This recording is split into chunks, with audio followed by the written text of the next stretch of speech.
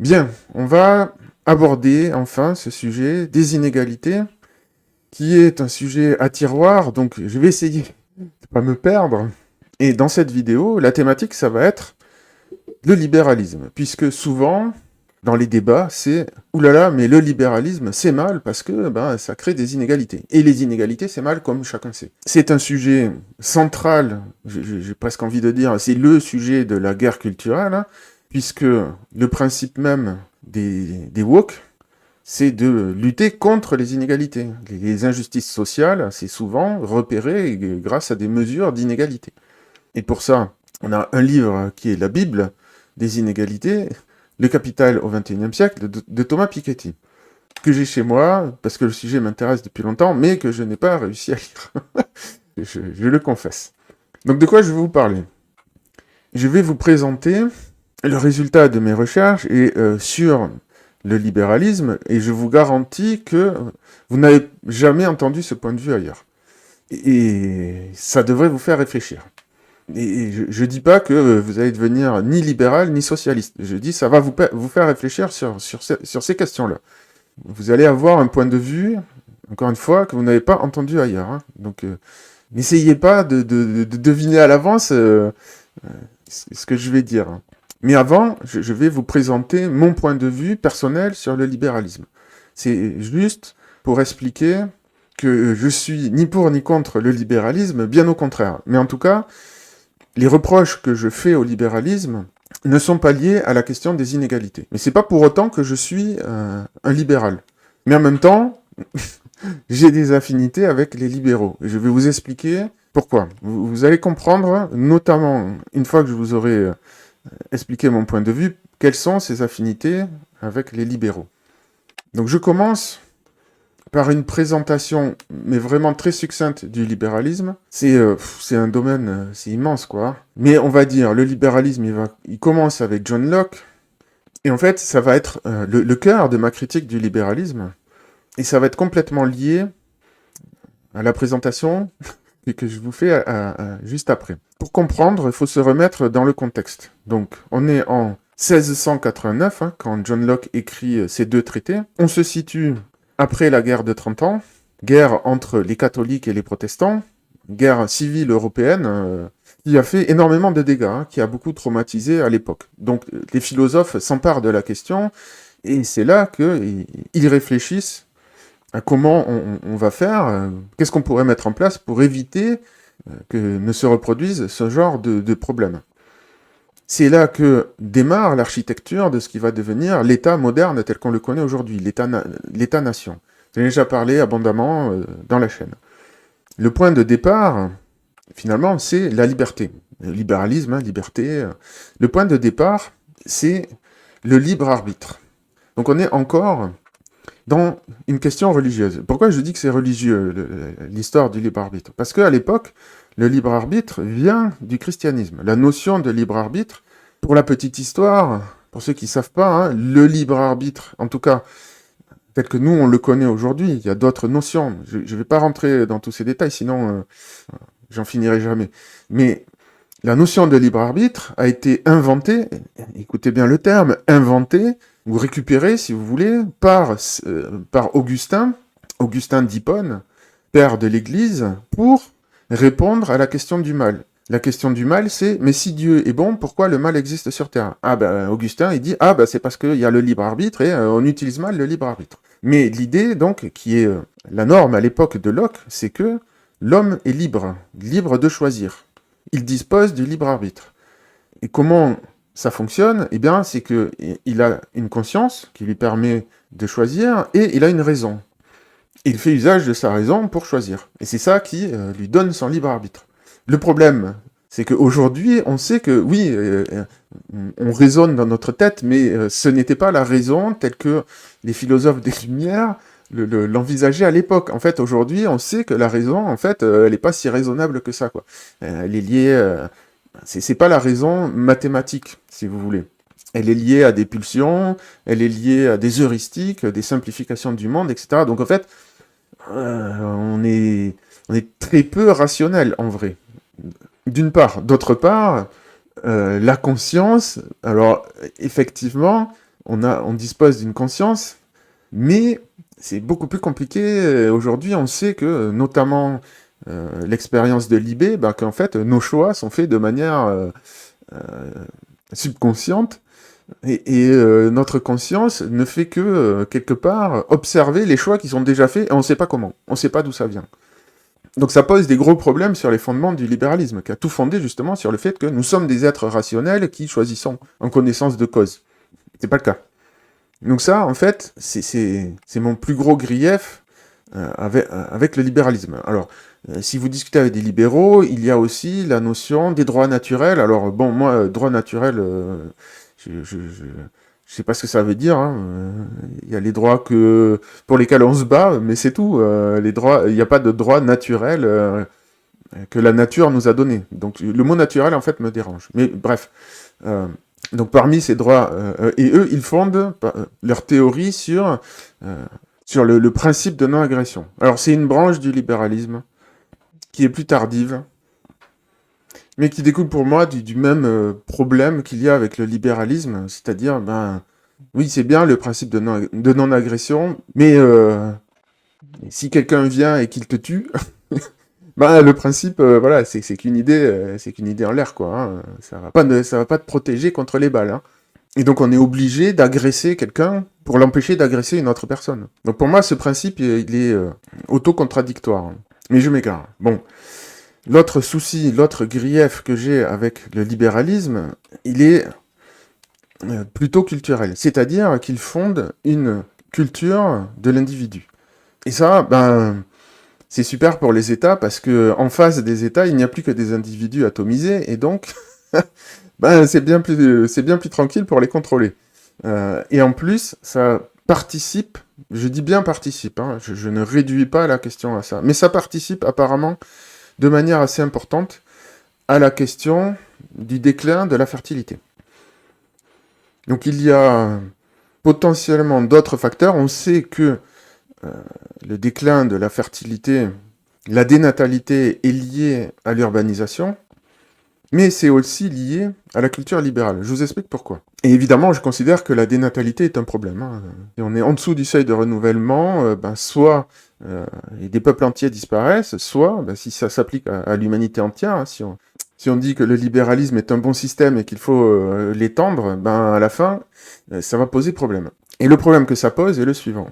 Nous sommes des animaux politiques et nous sommes des animaux sociaux et nous sommes très sensibles au statut social. Parce que c'est comme ça chez les animaux sociaux. Vous prenez des poules, elles vont toujours se nourrir dans le même ordre. Les poules de haut statut se nourrissent en premier et les poules de bas statut se nourrissent en dernier. Le statut social détermine l'accès aux ressources au sein d'un groupe social. Donc c'est fondamental. Quand je dis l'accès aux ressources, c'est l'accès à la nourriture et aux femelles, hein. Ou aux mâles, si vous voulez. Donc c'est pas du tout, c'est ancré profondément en nous, hein. C'est pas anodin. Bon, il se trouve que le libéralisme induit une culture qui fait que la seule manière de gagner du statut social, ce n'est pas par la domination, ce n'est pas par la morale, puisque le libéralisme est plutôt, on va dire, laxiste sur la morale. Tant que tu violes pas la propriété des autres, tu fais ce que tu veux. Tu peux être aussi dépravé que tu veux, les libéraux, ils vous diront, on s'en fiche, tu veux te droguer, drogue-toi si c'est ton truc. Donc on peut pas se distinguer au sein du libéralisme par soit la force, soit la vertu. Il reste quoi ? Il reste le succès, et le succès économique. Ce qui fait que les femmes, avant, pouvaient se distinguer au sein de leur communauté par leur vertu, c'est-à-dire le fait d'être des bonnes mères, de bien éduquer leurs enfants. Ça, ce n'est plus signe de statut social. Il ne leur reste qu'une seule manière de se distinguer, c'est le travail. Et pour travailler dans les sociétés modernes, il faut faire des longues études, et puis après, il faut démarrer sa carrière. Et donc, une fois qu'on a fait ça, on se dit, ok, là, je vais pouvoir faire des gosses, maintenant que j'ai acquis mon statut social, sauf que là, merde, j'ai 35 ans, je suis célibataire parce que j'avais pas le temps de me consacrer à fonder une famille et tout ça, donc j'ai papillonné à droite à gauche, Ah merde, bah là il me reste plus qu'une poignée d'années pour faire des gosses. Et donc j'en fais un si j'y arrive, deux max, et des fois, bien souvent, j'en fais pas. Donc en fait, ça a un effet direct sur la fertilité, sur la natalité. Donc ça fait partie, c'est les deux gros reproches que je fais au libéralisme. D'une part, bah, l'homme n'a pas de libre arbitre au sens absolu tel qu'il était défini à l'époque. On a une capacité de choix, ça c'est indéniable. Mais le libre arbitre, c'est autre chose. C'est une notion métaphysique, si vous voulez. C'est une fiction qui est acceptée, de laquelle découlent plein de choses. Je ne vais pas rentrer dans les détails, mais c'est à ne pas confondre avec le fait que je suis dans ma tête et je décide des trucs. C'est pas ça le libre arbitre. Et d'autre part, donc, je répète, c'est le problème que ça détruit les liens sociaux, en fait. Et on va y revenir sur ces histoires. Donc, maintenant, je vais vous présenter le résultat de mes recherches. Le socialisme, en règle générale, et d'après les recherches que j'ai faites, il n'y a pas vraiment d'exception, réduit les inégalités, mais au prix du fait d'empêcher la croissance économique. Donc en fait, on est tous égaux, mais dans la pauvreté. Et la conséquence, c'est les goulags. Si on pousse la logique socialiste au bout du bout, on arrive à ce dont j'ai parlé précédemment, le communisme et les goulags. Bien, le socialisme réduit les inégalités au prix de la réduction de la richesse. Le libéralisme, lui, augmente la richesse, mais augmente les inégalités en règle générale. Et je vous dis ça après avoir fait des recherches sur le New Deal, la politique de Modi en Inde pour réduire les inégalités, les 30 Glorieuses, les applications du socialisme en Amérique du Sud, au Brésil, etc. etc. Donc ce qui ressort, c'est ça, le socialisme appauvri, le libéralisme enrichi, mais au prix d'inégalités. Alors là, l'argument des libéraux, auquel je me rallie, mais c'est pas la fin de l'histoire, attention, écoutez la fin, c'est de dire, on s'en fout s'il y a plus d'inégalités, si tout le monde est plus riche. Et je vous explique pourquoi je me rallie à cet argument. Je ne suis pas riche, ok. Je vais pas parler de mon capital ou de mes revenus, mais bon, voilà, je ne fais pas partie de ce qu'on appelle les riches. Pour autant, j'estime qu'aujourd'hui, je vis mieux qu'un roi d'il y a 300 ans, qui était la personne la plus riche de l'époque.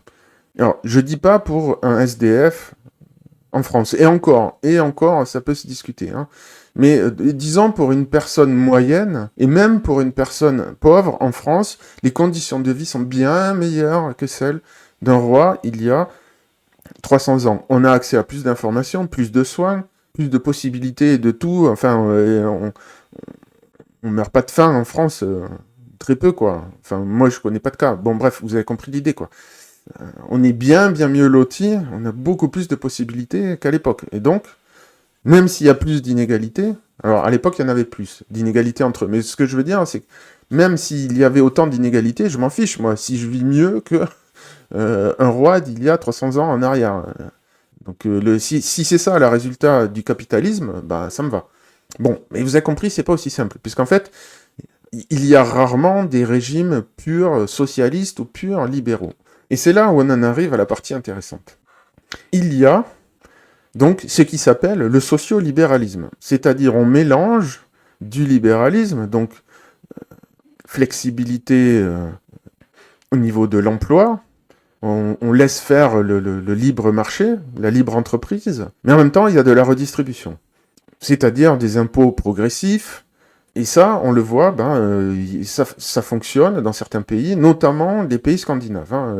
Et je suis pas sûr qu'il y en ait d'autres, mais grosso modo, là-bas, ça fonctionne. Donc pour des raisons que j'ai déjà évoquées dans ma vidéo sur l'élection de Mamdani, donc premier maire musulman de New York, musulman et socialiste. En fait, c'est ça qui m'a un peu lancé sur cette série sur les inégalités. Donc il y a des cas où ça fonctionne. Mais c'est un mix des deux. Donc, en fait, quand ça fonctionne, on a moins de croissance. Donc oui, il y a moins d'inégalités, mais au prix de moins de croissance. Donc c'est un choix. Si un peuple est capable de supporter plus d'inégalités, au moins pendant un temps, eh bien, il aura plus de croissance derrière. S'ils ne supportent pas, eh ben ok, alors on met plus de socialisme, mais du coup, on va progresser moins vite, on va s'enrichir collectivement moins vite. Donc c'est c'est un dilemme. À vous de voir où vous mettez le curseur. Mais attention, il y a un piège.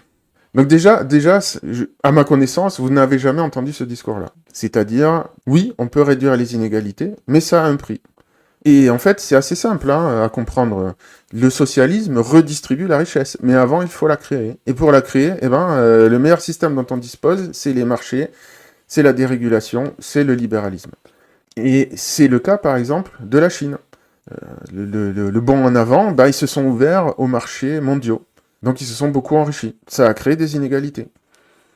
Mais c'est un choix. Et comme je vous ai dit, quand on connaît le choix à faire, après on peut décider en tant que société.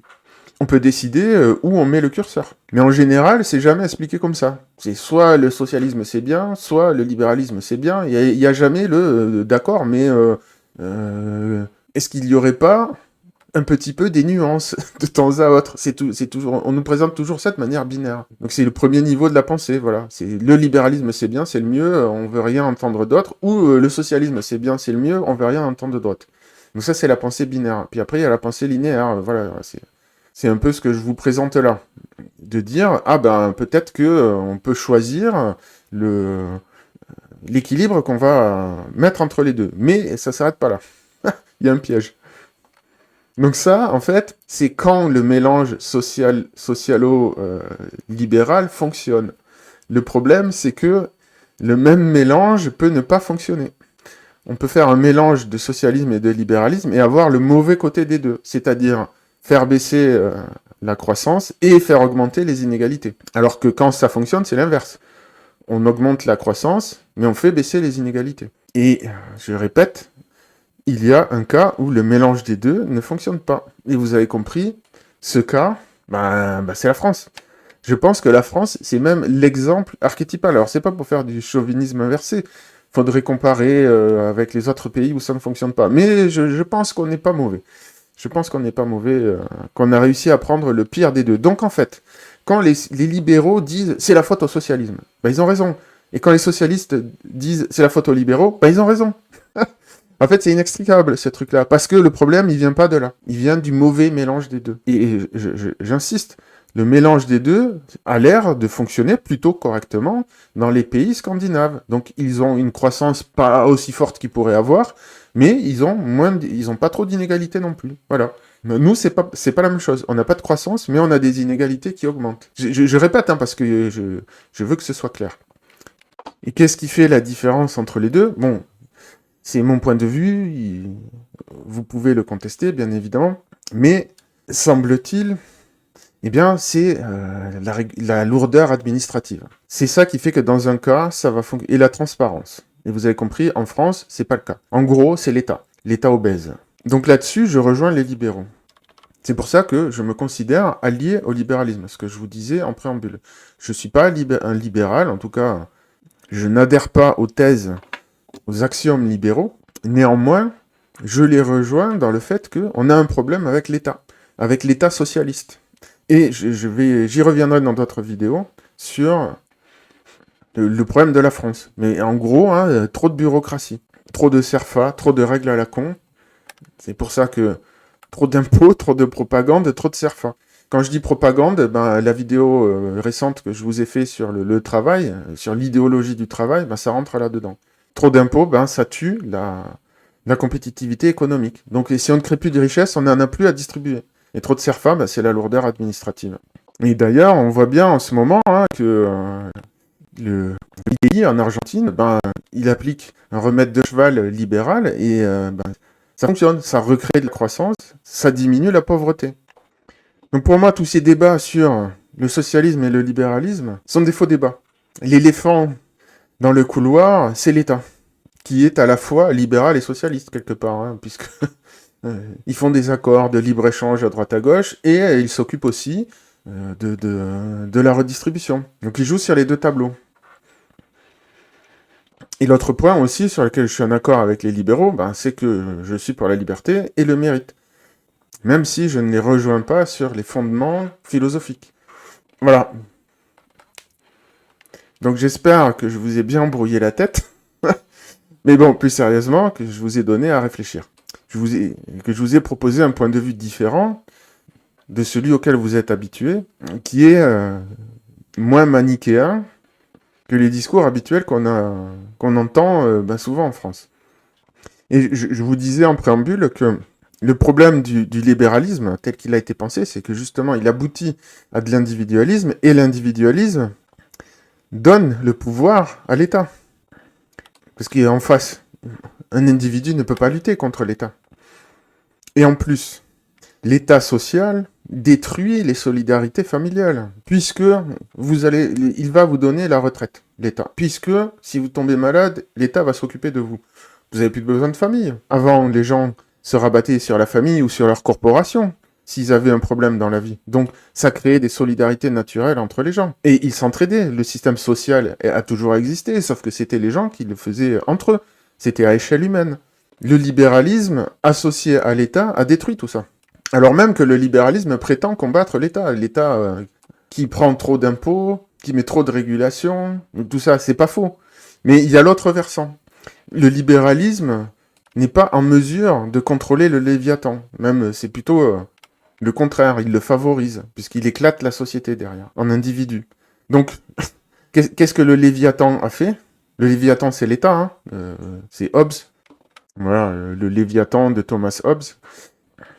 Donc le Léviathan, à la base, on lui donne le monopole de la violence légitime. Mais, et ça c'est le côté que je trouve intéressant, ça a quand même été pensé, ça a quand même été bien pensé tout ça. C'est pour nous protéger de la violence légitime qui pourrait abuser, eh bien on va mettre en place le libéralisme. Le libéralisme, c'est on protège les droits des individus. Seulement des individus. Il n'y a pas les droits des familles, il n'y a pas les droits des communautés, il n'y a pas les droits des corporations, ou je ne sais quoi. On protège seulement les libertés individuelles. La liberté de parole, la liberté de conscience, la liberté d'entreprise, etc., etc. Le problème, c'est que, bon, c'est facile à dire après coup, hein, c'est pas une critique que je fais aux philosophes libéraux, ça. Hein. Évidemment que maintenant qu'on voit les effets... Donc le problème, c'est que le libéralisme permet l'accumulation des richesses et que l'argent est un pouvoir fongible. L'argent permet d'acheter les autres pouvoirs. C'est l'anneau de Sauron, si vous voulez. Donc, celui qui a beaucoup d'argent, en fait, peut acheter le pouvoir législatif, le pouvoir exécutif et le pouvoir judiciaire, ou les influencer à travers les médias, etc. Donc, quelque part, ça recrée une sorte de, petit à petit de monopole. Et ça enlève de la division du pouvoir. Et avec le temps, le monopole de la violence légitime est devenu le monopole que j'appelle de la charité forcée. Le socialisme, l'état social. Et ça, c'est aussi une évolution du libéralisme. Donc le socio-libéralisme, je vous le montre parce que c'est pas une invention de ma part, hein, c'est précisément une correction du libéralisme. Je vous lis le passage. L'État doit éviter que les personnes exercent des contraintes les unes sur les autres. Par exemple, il doit éviter que certains n'usent de leur pouvoir en obligeant l'autre partie à signer des contrats très déséquilibrés. Donc c'est vrai, ça c'est une critique légitime et souvent adressée aux libéraux. C'est que oui, vous voulez tout baser sur des contrats, mais le problème c'est qu'il y a des rapports de force dans les contrats qui font que les gens ne sont pas libres, justement, ce que je vous disais, le problème du libéralisme à la base, c'est que nous n'avons pas le libre arbitre. Nous agissons sous contraintes, et les contraintes, elles sont là. Il faut en tenir compte. Mais l'État doit également intervenir pour assurer des droits tels que les retraites, les assurances sociales, etc. Donc, l'État social. Donc on est passé du monopole de la violence légitime au monopole de la charité forcée. Donc ça fait 2 monopoles maintenant, dans les mains du Léviathan. Et... dans notre cas, en France, le Léviathan, on en a perdu le contrôle.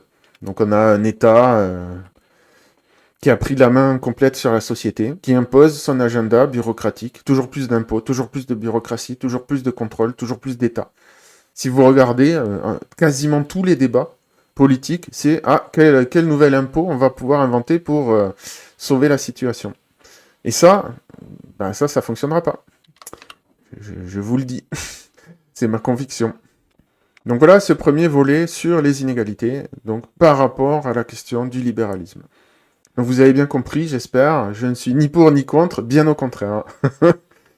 Voilà, donc je répète mon petit laïus de fin. N'hésitez pas à me soumettre des sujets, à poser des questions en commentaire ou à dire si vous n'êtes pas d'accord. Parfois je réponds directement, mais après je les mets de côté pour répondre dans une vidéo.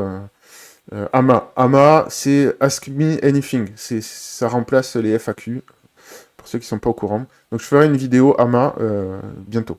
J'ai déjà un petit paquet de questions intéressantes à répondre. Et n'oubliez pas de liker, soutenez la chaîne, hein, commentez, partagez. Vous pouvez devenir membre aussi. Je fais pas beaucoup de vidéos pour les membres en ce moment, mais voilà, si vous voulez soutenir la chaîne, c'est une manière de le faire. Vous aurez, comme ça, plus de vidéos avec des réflexions originales. Je dis pas que j'ai raison, je vous propose un point de vue, hein, c'est mon point de vue. A priori, c'est des choses que vous trouverez pas ailleurs, en tout cas.